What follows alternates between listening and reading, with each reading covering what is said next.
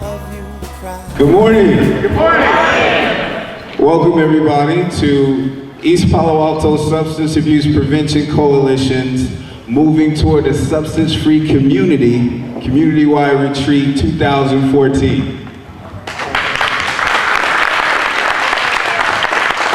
Buenos días. Bienvenidos al evento de East Palo Alto, moviéndonos a un lugar sin alcohol y drogas. Si alguien necesita traducción en español, Julio, ¿puedes levantar la mano? Ahí puede hacer traducción. Bienvenidos de nuevo y que tengan un muy bonito día disfrutando este evento de libre de alcohol y drogas.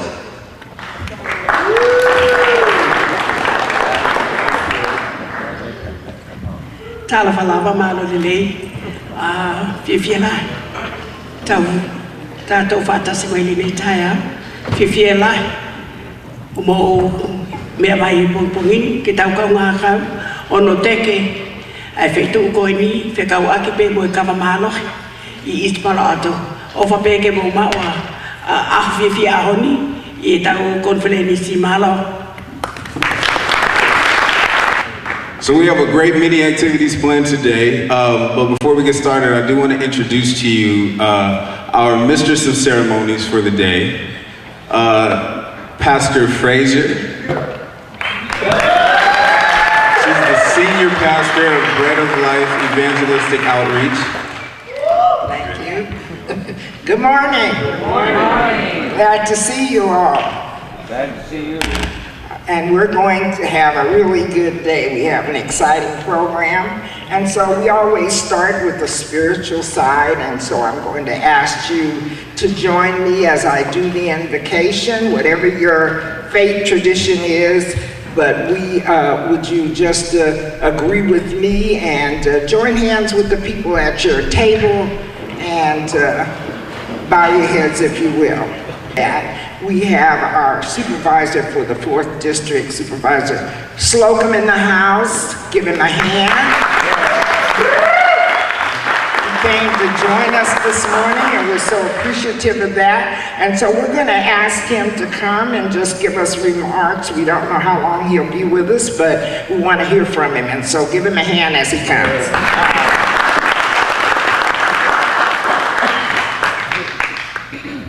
Thank you, Reverend Fraser. So it's great to be here with you all this morning. I salute you, commend you, congratulate you for getting up out of bed on Saturday morning and coming to the symposium. So give yourselves a big hand for doing that.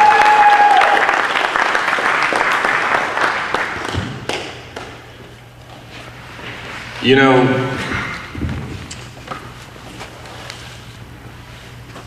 Dr. Fay, I've known shorter than probably anybody in the room. But during that time, she has gained my respect, my admiration. Her work ethic, I think, is unparalleled. And I know that you all know that she recently had surgery. And I'm told, like, the day after she had surgery, she was back in the office telling everybody what to do, making sure that the work got done. And you know, bottom line is she is an amazing leader, and East Palo Alto is very fortunate to have her. And if we could, let's just close our eyes and have a moment of silence. Maybe each of us could just send a little prayer out there for her speedy recovery and speedy return to the offices of One East Palo Alto. Thank you for doing that. Now, as she always says, let's show Dr. Fay a little love. Give it up for her.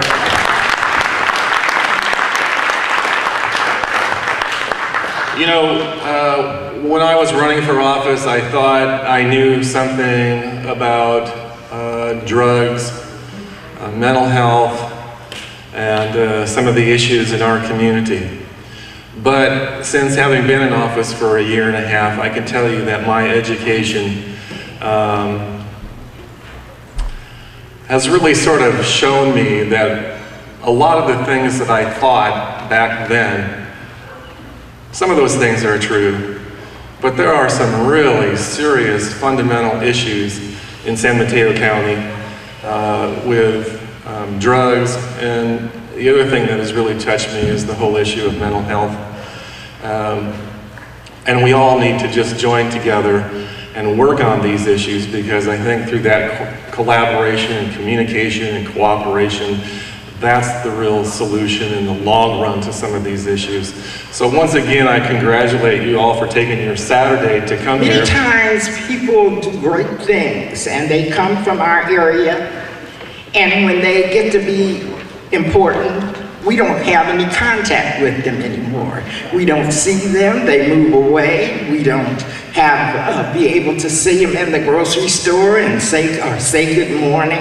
But this man has remained available to us in East Palo. That's worthwhile. And throughout the years, you know, we've had contact, and I'm always glad to see him because I know that he is doing good work, as many other people are. And so I heard Supervisor Slocum talk about Dr. Fay, and that's a whole nother introduction that I'll do at another time. But I want to introduce to some and present to others Dr. Frank Omawale Satterwhite. Give him a good God bless you this morning. That is the best introduction I've had in a long, long time. And I appreciate it so much because I think so much of you and the work that you're doing in this community. So when I came into the school district, she was the head of a parent group over at Castagna. And we thought we knew what we were doing until they set us down and spanked our knuckles and told us how to run the school district. And that's how we met, and that's the respect I've had for her ever since. Come on, think about it. Moving forward means that you were somewhere along the way, right? Huh? Moving forward means you're further than when you started, right? And so, yeah, that's kind of like where we are. We're taking a journey to get somewhere beyond where we started so that we can transform these communities in ways that set standards for the world. Come on, y'all. That's what this is all about. So there's a sheet in your packet that's called objectives and outcomes for the day, goals and outcomes. There are just three main goals. One goal is to share information.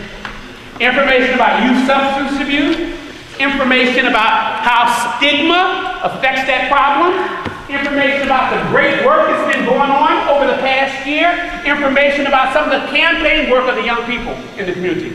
That's one thing. The second thing we want to do is we want to showcase community members by listening to some of their stories, hearing some of their ideas, giving an award to a few people who've actually stepped up in a very special way. We want to showcase some people. And then lastly, and as important, we actually want to plan what we're going to do going forward.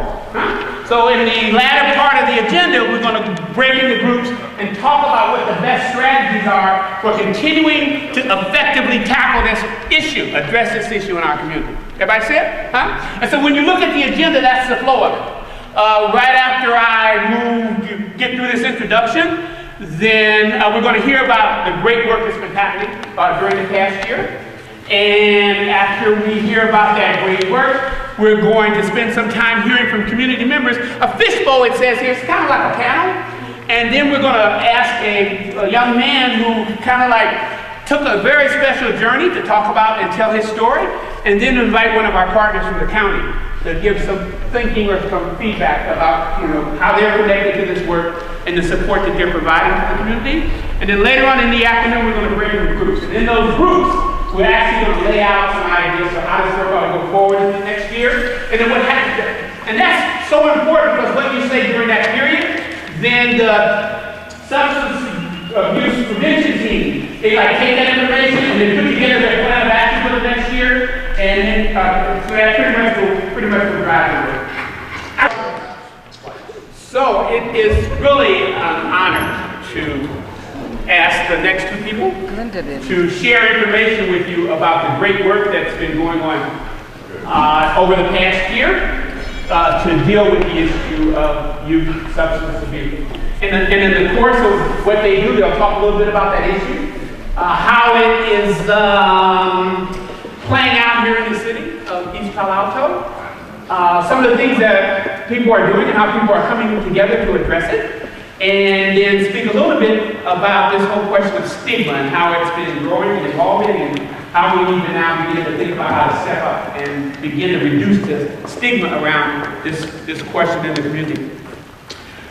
These are two really, really smart, dedicated, committed, generous people, caring people who work on the staff of One East Palo Alto. And so I bring to you Brother Khabral and Sister Vay, who will share the 2013-14 highlights of what's been happening in this work. Let's give them a big round of applause. So I asked Vay to take care of a few other responsibilities right now, so I'm going to try my best to cover it all by myself. As Dr. Omawali said, I am Khabral Muhammad. I was born and raised in East Palo Alto, and I am the community organizer, program coordinator for OEPA. And my program that I've been given the charge of steering for the time being is Youth EPA. Youth EPA is a substance abuse prevention program geared toward making sure that teens are equipped to make the right and most healthy decisions regarding substance use here in East Palo Alto and moving forward as they become responsible adults. The work that we've been doing here is, to be clear, it's not a treatment program. Youth EPA is not a treatment program. And working with the youth here has helped identify some of the holes in the services here in East Palo Alto. We do have treatment programs for adults. But what do I do if I'm 15, 16 years old and want help? I have to go to Redwood City. And so how do we bring treatment here? How do we bring services here so that we can close this circle of care and make sure that we are taking care of our own instead of asking other neighborhoods to provide services for us? Youth East Palo Alto is a program designed to create leaders among youth, among their peers, in their family, so that they can have a positive influence on the narrative of young people here in East Palo Alto. When you hear about EPA, you don't hear good stuff. When EPA is featured in the news, you don't hear good stuff.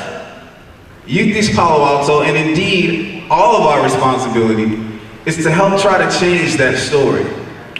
So we've been working in partnership with a lot of different organizations, from the East Palo Alto Police Department to our county, to even the federal level, our school districts, our faith-based communities, parents and concerned citizens. We've been bringing everybody we can to the table to help become a part of the solution. And one of the things that we tend to do as service providers is we forget to include the youth in the service that we're providing. So we come to them like, hey, we doing this for you, as opposed to including them in the solution. Youth East Palo Alto puts young people at the forefront of the solution, and I'm going to show you some of the work that they've been doing over the last year and over the summer. We're not going to get into a lot of charts and things like that, but they have a way of doing what they need to do in very creative and fun ways. Community advocacy, civic engagement doesn't need to be boring. So let me show you some of the things that they've actually managed to put together and do with the iPhone. One of the things that they've done is called a sticker shock campaign. And a sticker shock is basically when they go in and they put stickers that warn the community about the risk and harm of purchasing or providing or furnishing alcohol to people under the age of 21. So in partnership with Mi Pueblo, they were able to actually get in there and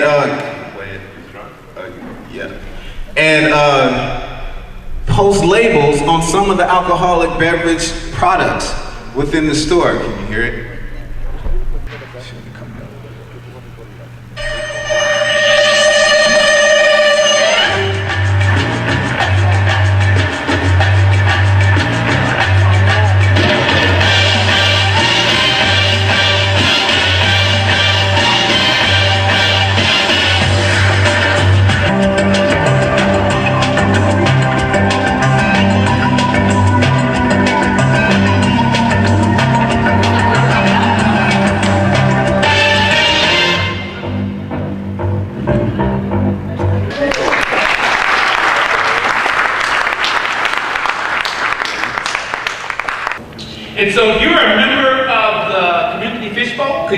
forward? We simply want them to talk about themselves and how they experience the community from the standpoint of this issue of youth substance abuse. So where do you live? What do you do? How are you connected to young people in your life, in your family? How is the youth substance abuse issue playing out for you, positively or negatively? What are your interests, your cautions, your concerns? Just tell your own story in your own way, so that we understand and can deepen our appreciation for what's happening in our community around this issue and how it may be affecting each of us in multiple ways. Introduce yourself and then, yeah, please. Okay, my name is Jennifer Arias. I've been a part of Youth East Palo Alto since it started back in 2008, I believe. And then what else? Just say a little bit about what you do and how you're involved with this issue. Well, I'm currently now a freshman at CSU East Bay. Yeah!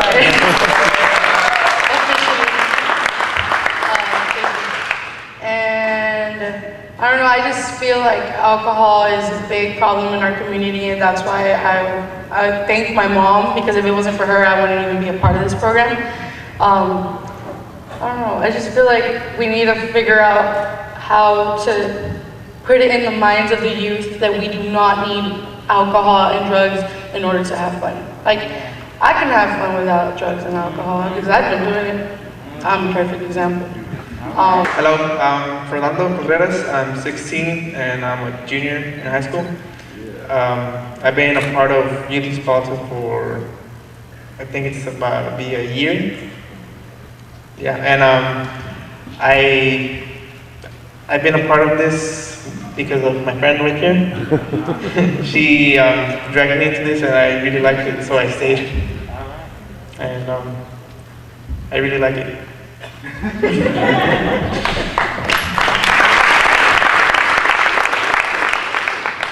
All right, I'm Alessandra Valencia. I'm 17. I'm going to be 18 in exactly 1 week. I go to Cañada, and I've been working with Youth East Palo Alto since last summer, and it's been great getting to know everyone and helping the community try and overcome this problem. I am Mama B. I am a senior and also a grandma and also a mother and also an activist in this community. When I first came with why I'm here and on this panel is the Pacific Islanders have the same identical problems in substance abuse just like any other community here. And I've always been an activist and advocated to my community to say that we need to fight this disease and move forward and help our own families and our community in East Palo Alto and be united with everybody else in East Palo Alto. Thank you. Good morning. My name is Rena Cuffey. I grew up in Menlo Park, and I currently work for the Ravenswood Education Foundation. I've been working in and around the community since I was a youth in many different areas with the junior golf program, with Free at Last, Boys and Girls Club. So my passion has always been with youth and obviously with education, because I feel education is really the great equalizer. The more we're able to educate ourselves, the better off we'll be. And in your own way, when you think about this issue of youth substance abuse in our community, what do you see as the biggest challenge? Or what's your biggest concern about this? You know, we're moving forward, so what's your biggest concern about our ability to move forward in a big and significant way? What's going on? What are the fundamental concerns that you might have about where we are and how we can best deal with this issue? And then after they respond, I'm going to open it up to the floor. My biggest concern is to lose more youth to alcohol.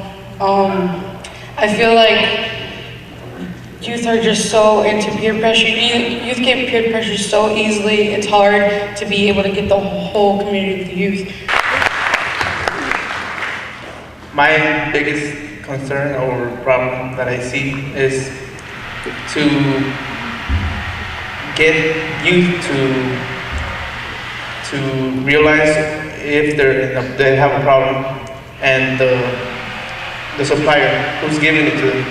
That's like my biggest concern or what I see.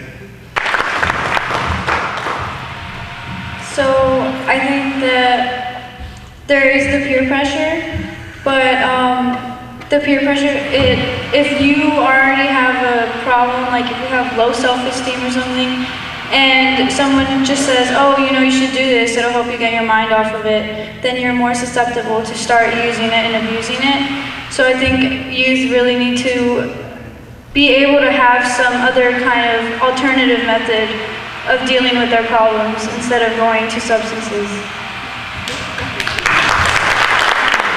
You know, my concern is it's breaking up families, and young people think there's no solution but turn to substance abuse, and also they think it's normal to do that.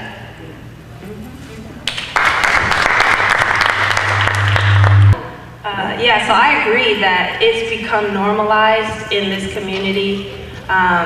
For example, last week I was having lunch at La Cazuela on University and Bay Road, and it was like 11:30 in the morning, and I saw 3 different people walk by with a can of beer. Please. I want to direct my question to Rena. I hear you're in recovery now. And so I want to just go, yes.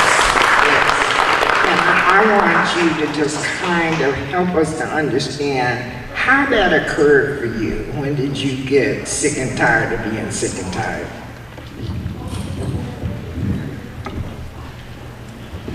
So I experienced kind of like my bottom when I tried to end my life. And I had felt like numbing my pain wasn't working.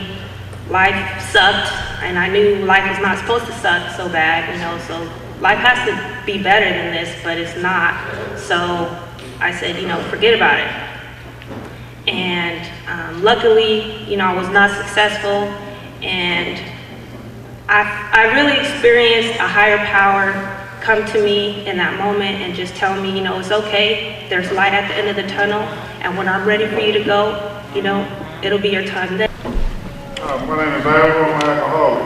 Ivor. So my problem started when I was young, 12 years old. I was in a house that we had parties. My parents and we used to party when we was kids.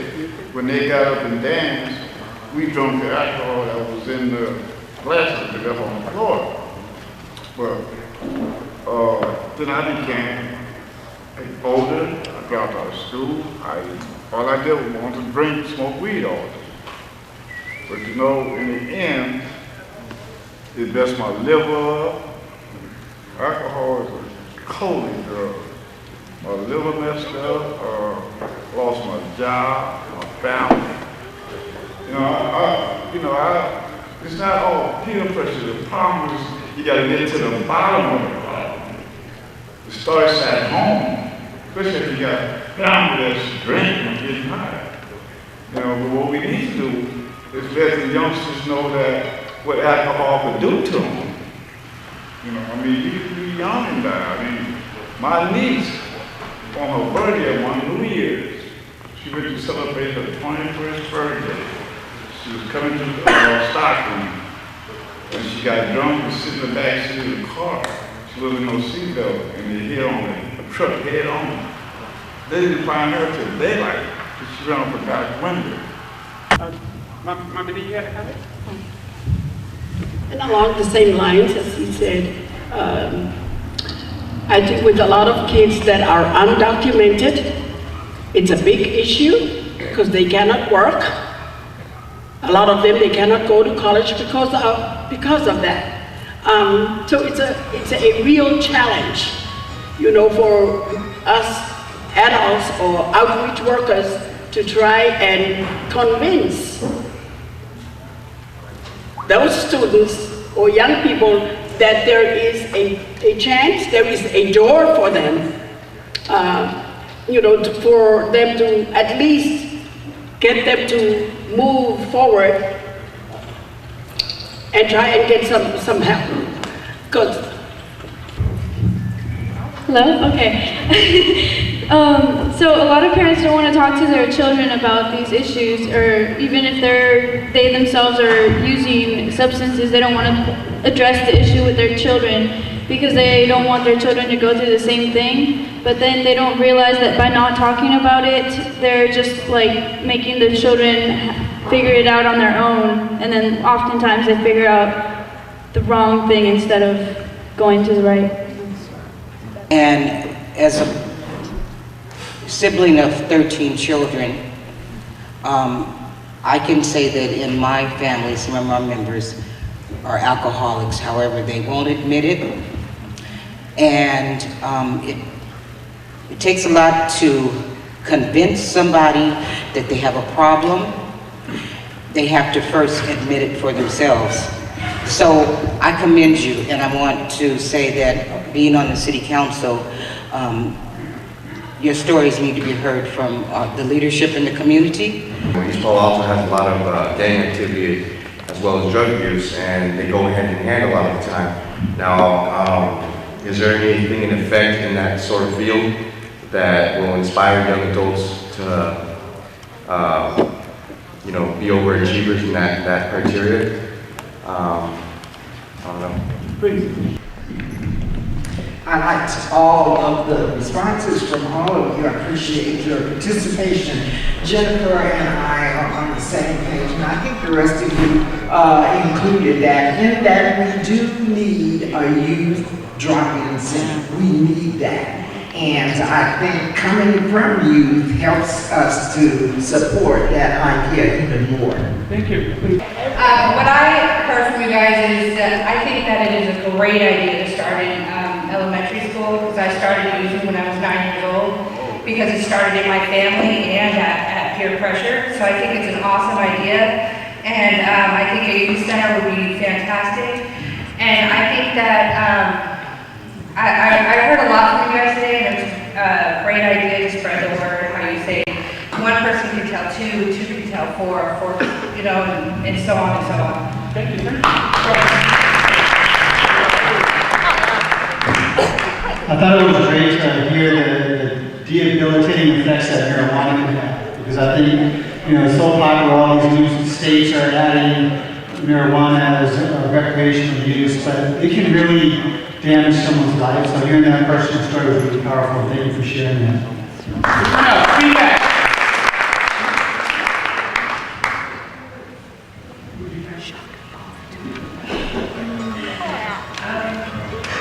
Hola, buenos días a todos y me siento muy orgullosa de estar aquí. Morning, welcome to everybody. I'm proud to be here today. Me siento muy orgullosa con todos los jóvenes que están poniendo este proyecto. I feel that, you know, I feel proud. Proud, thank you very much. We know the kids that are putting, know the youth that are putting this program ahead. Sí es verdad que es muy importante que hagan un proyecto para los jóvenes que ahorita están mucho en las drogas, en el alcohol. It's very important that we have projects for youth that are not alcohol and drugs. Sometimes people need to know where you're from. That might be the first question that they ask. Before I listen to you, before I listen to a word you say, where are you from? So our speaker today is a young man who has been where many of the young people are headed. He's walked that path and has emerged from it victorious, and as a result, his experience lends authenticity to the work that he's done here.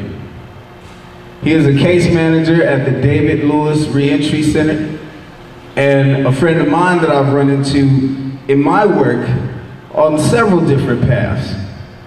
And I'm honored to bring this brother up, my man, Jose Khabral. Good afternoon. Again, my name is Jose Khabral, the case manager for the David Lewis Reentry Program here. I'm going to tell you a little bit about myself. Growing up here, I grew up, born and raised here. I come from a good childhood. As far as my parents doing what they were supposed to do to, look out for their children. Of course, they're immigrants. We're the first generation that was actually born here and grew up here. So my role models, gangs, have always been a part of my upbringing. I have 4 brothers. I'm the second to the youngest, 5 total. My oldest brothers that came from Mexico and started gang banging pretty quick. Of course, my parents didn't understand it. The red clothing, none of that stuff. They were just buying it. They didn't, they thought probably it was the fashion or something. But as they were doing that, unknowingly, they were, enabling my older brothers to continue, gang banging when they were going to school and whatnot. So eventually I ended up looking up to these older brothers. I joined the gang, probably I was 12, maybe 13. Like the gentleman said earlier, alcohol, drugs goes hand in hand with gang banging. So I also manipulated my parents to get me certain things to help me still gang bang, without them knowing. They didn't know when school was calling, they didn't know English, so of course I was a translator. So I kind of manipulated it to where it benefited me. And it was like that for a long time. So it messed me up really because it got me to county jail. My first case was at 18, it was a drug case. I beat the case due to illegal search, but that messed me up mentally, now that I look back at it, because I went to jail and I got out. I did 4 months, but I ended up beating the case. So I felt kind of untouchable. So I got out and continued doing what I was doing, gangbanging, actually on the street, before it was a school here. So, the alcohol and drugs was a very important part in my upbringing. As I was selling dope, I started selling crack pretty young as well. So I used that as, getting money to provide for myself. Again, my parents didn't really say too much about it. I didn't know if they knew, and if they didn't, they weren't really saying much because I was helping out with the household as well. So eventually I ended up catching another case and going to prison for 3 years.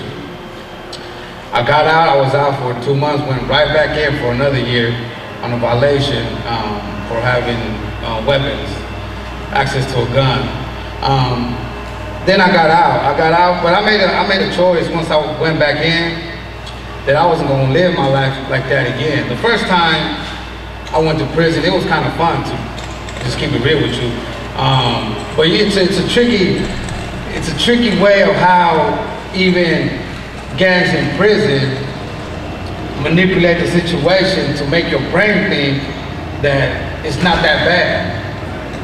And so they make you do the little petty stuff. I call it petty stuff. Whatever work it is for the gang, you're doing it at low levels. You're not committing assaults yet. You're just taking stuff from point A to point B. And I did went back. The second time I went back, it got more serious. So I had committed assault. I went to the ADSEG, or people call it the Hole, wherever, San Quentin. And then there I started thinking how, and also, black and brown dominated that prison yard. It's all I seen was my people, and my people is black and brown. That's who I grew up with, that was my folks. It was nothing but that there. So even in the hall, it was still black and brown. And so I just made a decision, you know, not to live like that again. But I didn't know how to start it. I ended up getting out. My parole agent gave me a few months to find a job. Of course, I was not going to find a job. I got strikes, gang enhancements to work. So he didn't give me enough time, I thought, right? So he said about this David Lewis reentry program. He told me about it. I ignored him a few times until he said, if you don't go to this program, I'm gonna violate you and send you back to the penitentiary. So, and then now I go back to sit on that same panel and I tell him, dude, if you was to tell me 3-4 years ago that I'll be here right now, I would have told you crazy as hell. Because there was no way. You see, but there is a way. You just gotta do certain things. You gotta put the same footwork that you put out in the streets to get you to where you were at now. It's gonna be the same footwork you're gonna need to get to where you wanna go. You know, it's a lot of work, but it's work that can be done. And ultimately the choice is yours. They're building prisons right now. For our kids. You know what I'm saying? So and the cycle has to stop one day.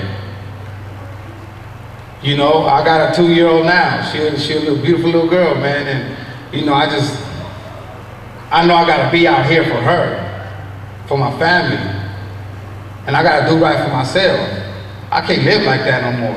I can't eat them cheese sandwiches. I don't know about y'all, but I can't do it. I don't even like cheese. Lactose intolerant, I can't even eat that. You know what I'm saying? So it's a choice you guys gotta make. I just would encourage you to just get the help. Get the help that's offered. Don't take, you know, I was talking to Reverend Frazier earlier. It's not about taking advantage of a person, but take advantage of a place that is willing to help you, to educate you, to get you to where you need to go, to become, you know, a law-abiding citizens. I work for the city of East Palo Alto. Strikes and gang enhancement. It can't be done. The same officer that did his job to put me away and send me to prison, he told me he was going to catch me one day and take me to prison. And sure enough, he did. I was in the plane with him, going to Beverly Hills for some training. Chopping it up on the plane.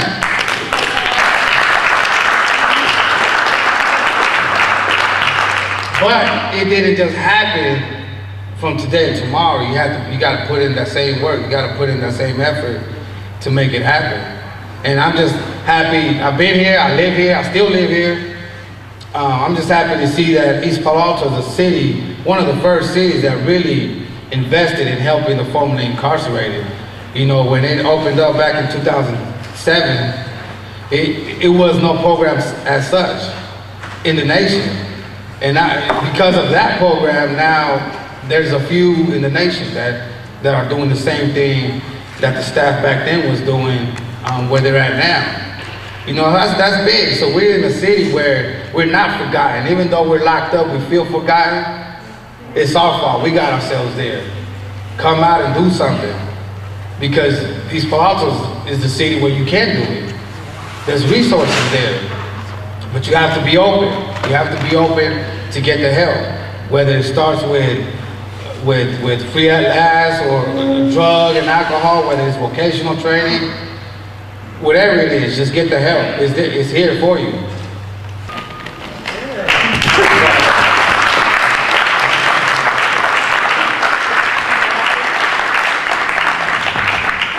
By side with us to make us, help us and support us in reaching our goals. And you know, I guess this is a very special place. This does not happen usually. But the San Mateo County Health System Behavioral Health and Recovery Services Program and other units of that department over and over again step up in ways that you don't find typical from county government in terms of partnering with the community. And so it's just a real honor to lift up all of our friends and supporters who stand with us and walk that journey with us and, you know, support us in doing the work that we're trying to do. And so I'd like to ask Carlos Morales to come forward, who represents the county department, to give Paul some special remarks. Well, thank you. I really appreciate being here, and on behalf of Steve Kaplan, Behavioral Health and Recovery Services, we're so supportive of what's going on here in East Palo Alto. We're actually involved in so many different ways with the community, and like you said, we're following, we're not leading. And that's the important part. It's got to come from the ground up. It's got to be the people in this room that really kind of embody that spirit. And we're so happy that we're even a part of this. And we all have our own personal histories, and you can't judge a book by its cover, nor a person by their looks. And you can't assume things about people. And I think there are more people that are struggling with substance usage, and there are more people that are actually in recovery than you would know. They're just not putting it out there. And I know a lot of my staff are that way, you know, that they got passion for this work because of that. But again, it's all about East Palo Alto, such a powerful place. I wish people knew of some of these efforts so that it would kind of take that perception of how negative East Palo Alto is. But this is a city of resiliency. This is a city that came out of advocacy. This is a city that has a gentleman like this that's been here, lives here, and is a spokesperson for so many things. So Behavioral Health and Recovery Services is so happy to be part of this. And again, we're following you, and we're trying to help as you know, the county should. Because that's where our tax money comes from. And you know, as a taxpayer, I live in the East Bay, and I have expectations that the government's going to work correctly, that it's going to be working together, and it's not going to be siloed, and it's not going to be so bureaucratic that it doesn't work for the people that actually need the service. And you know, we all pay in taxes in some way or another, so we deserve this. And again, thank you, East Palo Alto, and you folks. Great. Thank you. All right. Spend a little time just thinking about all the things you've heard today, and just share with each other what your main thinking is about what you've been hearing. What's your reaction? Yeah, this is what's going on for me now, based on what I heard. And just do that in your own way. And we want everybody in the group to have an opportunity to do that. And then we want you to tackle two questions. The first question is, it's this whole notion of moving toward a substance-free community. What are the main things that we need to do to build an even stronger movement in this community to take this work forward? So it's kind of like, you know, what do we need to do as a community to build this movement in a much stronger, a much more effective way? And then related to that is the question, what do we need to do as a community to actually deal with this issue of stigma, and how to begin to communicate with people and change the thinking and the way that the messages are occurring. And you know, I'm now going to get you in groups. We've got about 60 people in here, and so we probably, you may need to move your chairs, but you know, if you hang out with somebody all the time, try to join a different space. Stop the drug movement to minors, you know, and how we're going to get this into the home. How are we going to get this into the home before the school? What would the youth center be exactly? You got to get, I feel as though we got to get more parents involved. And, you know, because we have to pick then that in a non-gang way. High school kids, but they already advanced. Most of them high school kids are more advanced than the grown-ups. Activities, yeah. That are what? That are what? Activities that are collaborative and I don't know, community minded and I don't know. I think that's good. And then we're not considering next door. That are creative, community minded, collaborative, and communicative. 4 C's. There we go. Don't have that machine is working. I guess we'll stick it on the wall. Under the East Palo Alto Substance Abuse Prevention Coalition, right? Which is this is bringing a bunch of different community resources together. So we have school districts, we have Ravenswood Health Center. Last year at this summit was that there are people who are willing to help, but they want to see East Palo Alto try to at least putting forth some effort to, and I don't know who they are because these people have been here for a long time. So, but that's just what I heard at the last summit. So the help is there, but organizations. Too many organizations are doing the exact same work, and we're stepping on each other's toes instead of helping each other. Social media, Facebook, Twitter, kids are on all these sites. Meet them where they are instead of trying to bring them to our level or go beneath their level. Meet them where they are. Thank you, sir. Businesses more involved. Liquor stores, these places that are supposed to regulate underage drinking, underage selling of tobacco and all that stuff. Businesses more involved than just giving up their funds. Better funding. A lot of funding comes and a lot of funding goes. We need hotlines as well. Youth, when they get trouble, they need someone to call, and they're scared to talk to their parents and stuff like that. We also need parenting classes, you know. We had last week on parenting classes, and those are good things to raise kids in elementary school. Targeting, you know, issues for youth. More faith-based outreach, youth voice, you know. More family-based role models, classes in elementary school for the kids. Also, we need more participation from our family. Family participate on our kids' lives and stuff. Advertising, lyrics, internet, posters, etc. Increasing the positive message from sports stars, actors, rappers, all people. We need to uplift ourselves because we imitate the educational thing that has been going on. You know, so we need to uplift ourselves, and then therefore our children will feel better about themselves in terms of not being dismissed when they go to school, etc. And that diminishes the need for worse. Sign of the word and the voice. Good afternoon. Good afternoon. Okay, first of all, we came up with these efforts. First, helping the youth through early introduction to prevention. So what we need to do is actually get the youth in development, what I should say is a early mentorship. So the development of how people are doing things in a positive way besides like feedback on so many other things along less drugs and violence in our communities. Also the youth mentorship.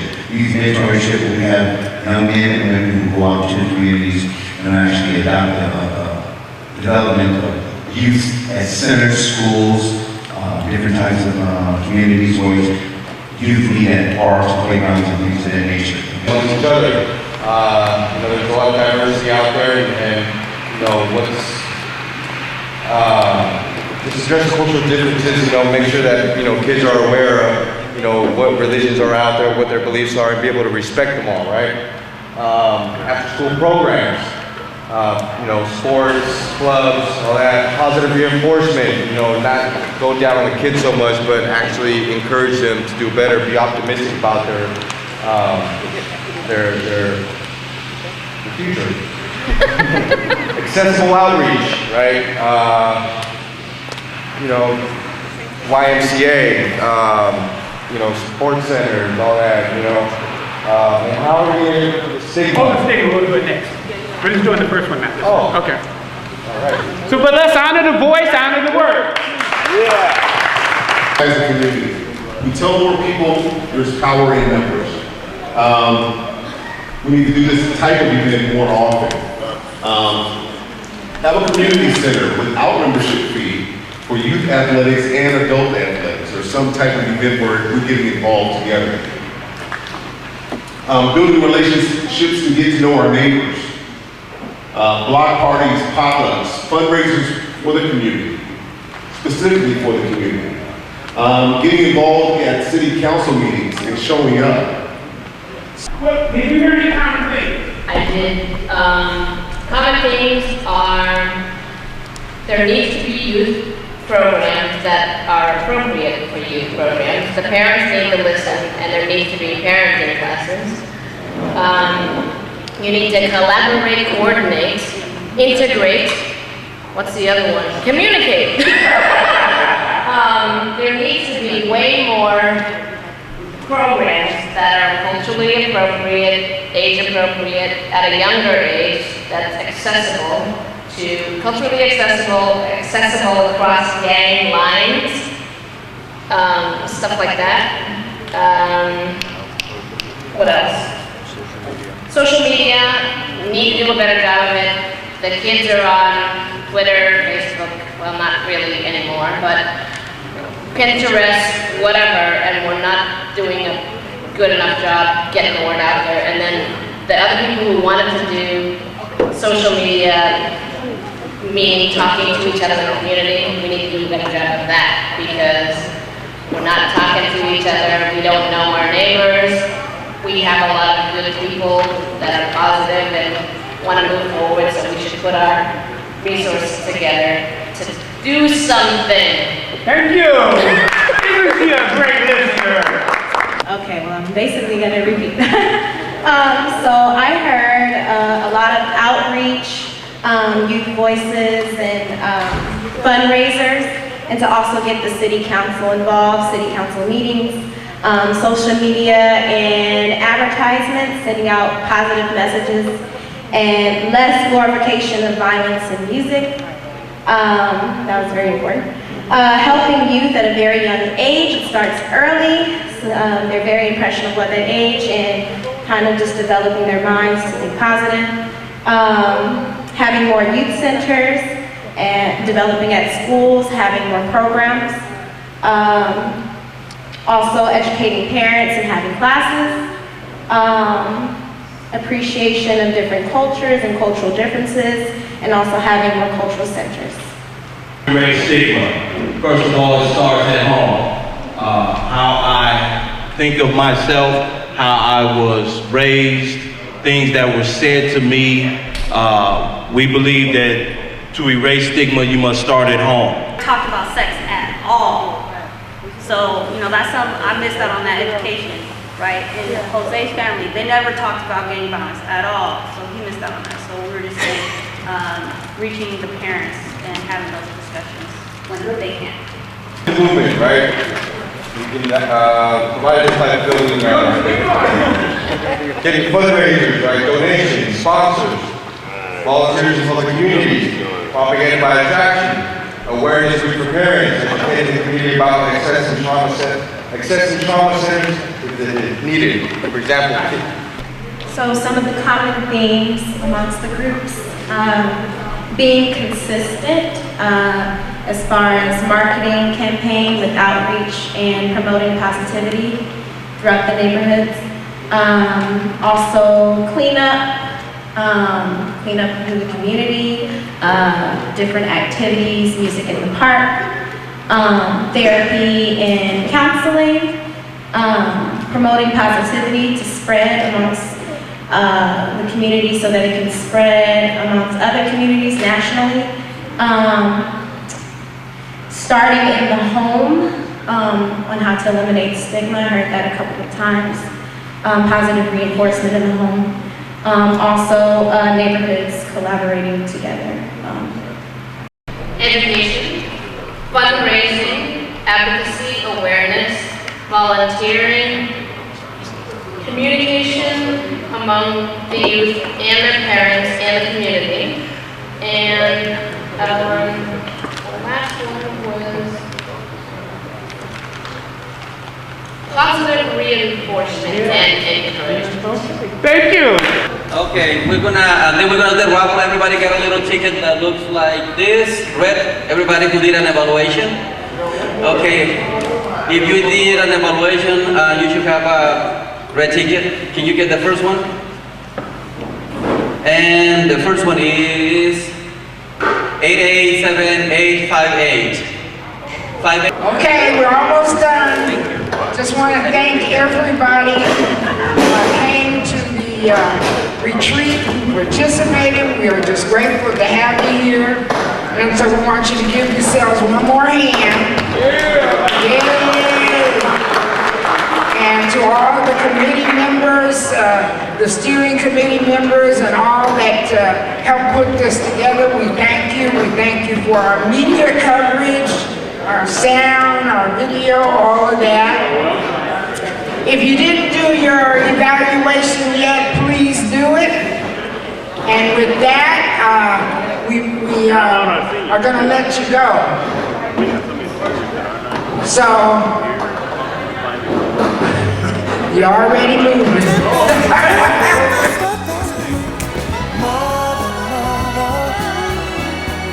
Everybody thinks we're at home. Oh, but who are they to judge us? Simply call